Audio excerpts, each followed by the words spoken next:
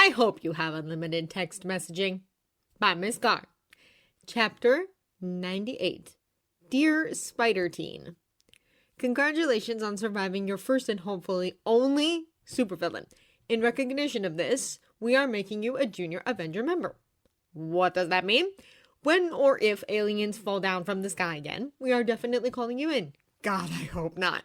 Otherwise, keep doing your own thing by saving queens from assholes and bike thieves. However, if a building falls on you again, call us. Even if I am halfway around the world making up with my boyfriend at the time. Again, call us. I will send the suit or something. Like, seriously, your suit is now programmed with the secret phone numbers of multiple scientists, spies, and superheroes. Use those numbers. I am fucking serious. Use the goddamn numbers. You could have gotten yourself killed.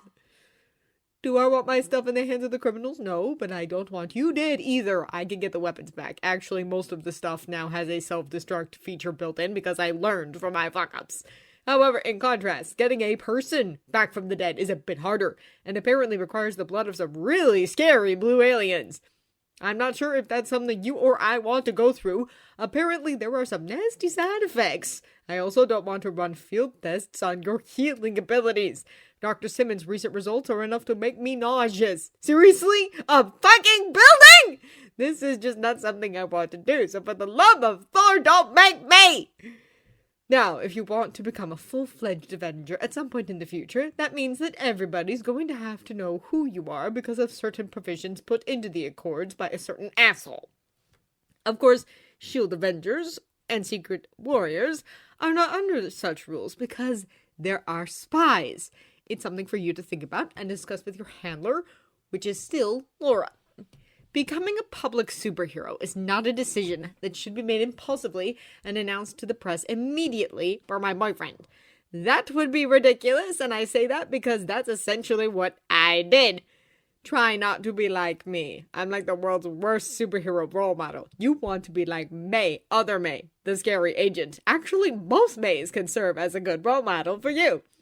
Now that I mentioned the Accords, I guess I should explain why I got you involved in this superhero mess in the first place.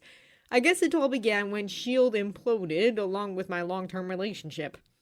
In hindsight, things fell apart for several reasons, including the fact that I went back on my promise to stop flying around in the metal suit saving the world. While looking for the Hydra breadcrumb trail through old S.H.I.E.L.D. data, I came across a project that I thought would make me obsolete, meaning I could maybe salvage my relationship with Pepper because I wouldn't need to choose between saving the world and being with her.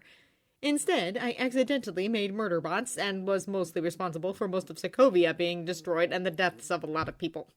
I also ended up pushing Pepper even further away. So after that spectacular fuck-up, a lot of countries around the world felt like they needed to regulate those of us with special skills or fish oil-activated superpowers. That's not necessarily bad in and of itself. The problem is those that want to regulate are not necessarily the most altruistic people in the universe. Okay, a lot of them see people like you as weapons to be controlled, and that's problematic. They're scared of what they don't understand, and that often ends up with dead bodies. In some countries, like Australia, they're locking up people with powers. Have you studied Japanese internment camps yet? If not, Google it.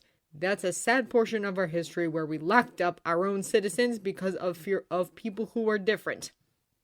That's where we could be going with people with powers. There are certain senators that are xenophobic as hell. I don't want that to happen, so I thought that if I participated and openly supported the legislation being drafted, then maybe I could keep power person internment camps from happening.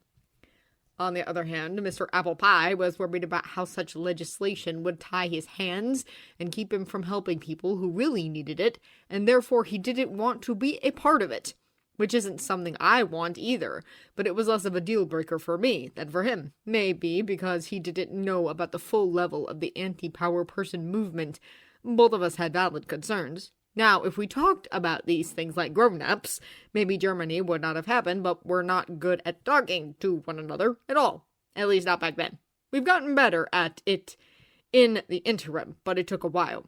Also, it turns out it's better to write what you're going to say down instead of actually just saying it, less likely to stick your foot in your mouth. Now, things are even more complicated. During all of this, Mr. Apple Pie's bestie from childhood was framed for a terrorist attack on the UN. By the way, he survived to the present day because he was frozen as well as mindfucked by the cult of the Grand Order of the Squid. Now, I know you have a stupid, crazy best friend. The type that you're okay with him knowing your secret when you're terrified of telling your aunt. So ask yourself, how far would you go to protect him? Would you make questionable decisions that may put yourself at risk to save him? Considering you had a building collapse on you, I'm going to go with yes. Therefore, when you have the self-preservation skills of a slug, you need somebody else to look after you, preferably somebody that loves you. As crazy as it may seem, I love Mr. Apple Pie, and I did not want him to get hurt saving his BFF, especially because Apple Dumpling Sugar Pie was not thinking right, or at all. I was scared for him. I don't trust Ross one little bit. I had to bring in other outside help to bring in Mr. Apple Pie and his bestie before Ross brought out the big guns. Quite literally. I just wanted to protect Apple Pie. Selfish, I know, but when you fall in love, really fall in love, you will realize that protecting the person you love is the most important thing in the universe. I went about it the wrong way by bringing you in. In my defense, I thought you were at least 22 from the video files. Okay, 19 or 20. A young 20. I had no idea you were jailbait until I got there, and by the time I did, I was committed and probably should have been committed. Also, nobody has seen the Devil of Hell's Kitchen since that incident a couple months back, and I'm pretty sure all the other special people of New York would have definitely been on Steve's side. Okay, maybe not all of them, but there can only be one rich, whiny, narcissistic brat per team, and that's me. Should I have explained the political nuances of the situation to you more clearly before sneaking you on a jet to Germany with Kevin as your only companion? Yes. Should I have told you that I was doing this because I was in love with an idiot with the self-preservation skills of a slug? Probably. Although at the time I wasn't exactly acknowledging my feelings for Captain Asshole. Again, something else that I really should have done earlier. So many mistakes were made. Then everything went down in Germany, and I realized you should not be there. I like you. You remind me a lot of me at that age, except slightly more well-adjusted, and I did not want you to get hurt. And here's the thing. Apple Pie's side was pulling their punches. We didn't want to kill each other. We wanted to make the other side see our points, and we were doing it with our fists instead of words, which was stupid, but I have only recently started seeing a therapist. If we ever get the band back together, mandatory group therapy. After I made Kevin take you home, Siberia happened, and I'm still not ready to explain to anyone how badly that went. Maybe I will try when I see you, but I don't know. I'll be in LA through Friday, but I can send a car to come get you and your aunt Saturday. We can do dinner at the tower. I'll bring in the chef and everything.